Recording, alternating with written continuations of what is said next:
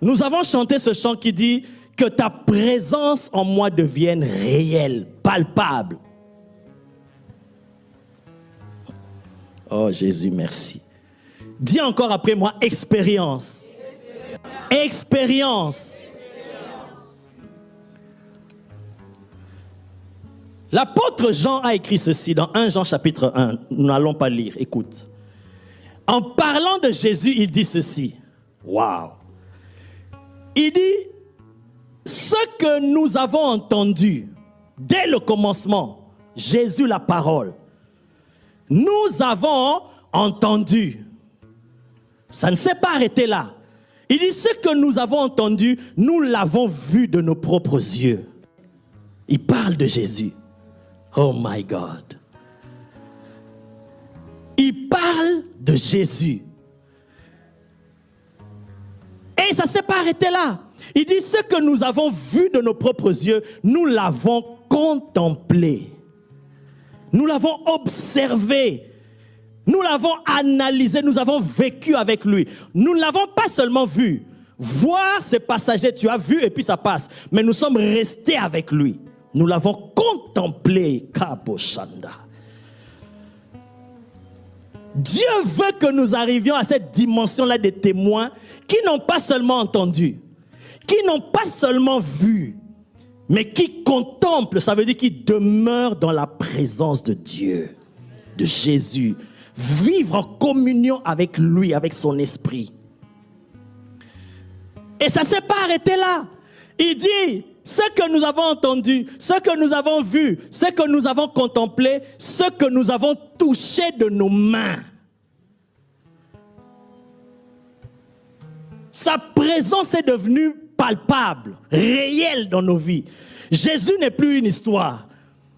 Il est devenu réel. Ça, c'est le privilège que nous avons en Jésus, que d'autres n'ont pas eu. Écoute. Il y a eu des puissants prophètes comme Moïse qui a séparé la mer Rouge. Des prophètes comme Élie. Des puissants prophètes que nous connaissons qui ont fait des miracles extraordinaires, des résurrections des morts. Mais après, il est venu un prophète qu'on appelle Jean-Baptiste. La Bible précise qu'il n'a fait aucun miracle. Mais Jésus a dit, de tous ceux qui sont nés des femmes, y compris Moïse, y compris Élie, parce qu'Élie aussi avait un père et une mère, même si on n'a pas écrit, mais il avait un père et une mère. Y compris Élisée. Tous les prophètes, citez-moi tous les prophètes que vous connaissez. Et tous ces prophètes-là, les grands prophètes qui ont fait des miracles, les Josué qui ont arrêté le soleil. Jésus a dit, de tous ceux qui sont nés des femmes, personne n'a paru en étant plus grand que Jean-Baptiste. Maintenant, quelqu'un qui n'a pas opéré des miracles, en quoi il était plus grand qu'eux? Est-ce que quelqu'un peut me répondre? Oui. Parce qu'il a reconnu que le Christ était le Sauveur. Il a reconnu que le Christ était le Sauveur. C'est une réponse. Il a eu le privilège de baptiser Jésus. Tous les autres prophètes, Ésaïe, Ézéchiel, Jérémie, Moïse, même Moïse, a annoncé la venue de Jésus. Eux tous, ils avaient entendu Dieu leur parler de Jésus, mais ils ne l'ont pas vu. Mais Jean-Baptiste était le premier des prophètes, de ces prophètes-là de l'ancien temps, à avoir vu Jésus. Il n'a pas seulement entendu Jésus, qu'il allait venir, mais il a vu Jésus venir. Il a touché parce qu'il a baptisé. Il a contemplé. En ça, il est le plus grand que eux tous. Mais Jésus a dit, même si Jean est plus grand que eux, mais le plus petit dans le royaume des cieux est plus grand que Jean-Baptiste. Le plus petit dans le royaume des cieux, là, c'est toi et moi. Nous sommes plus grands que Jean. Pourquoi? Parce que Jean, il a entendu, il a vu, il a touché. Mais il a touché Jésus dans le physique. Mais nous avons Christ ressuscité qui vit en nous.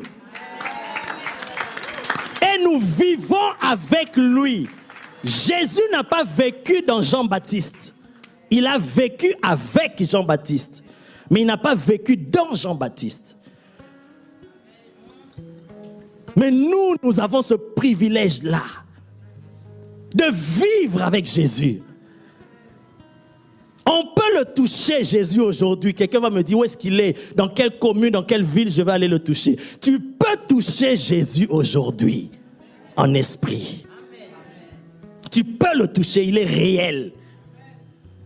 Peut-être que pour toi, ce n'est pas encore devenu réel. Mais voilà pourquoi Dieu nous a menés dans ce chemin. Pour qu'il devienne aussi réel pour toi.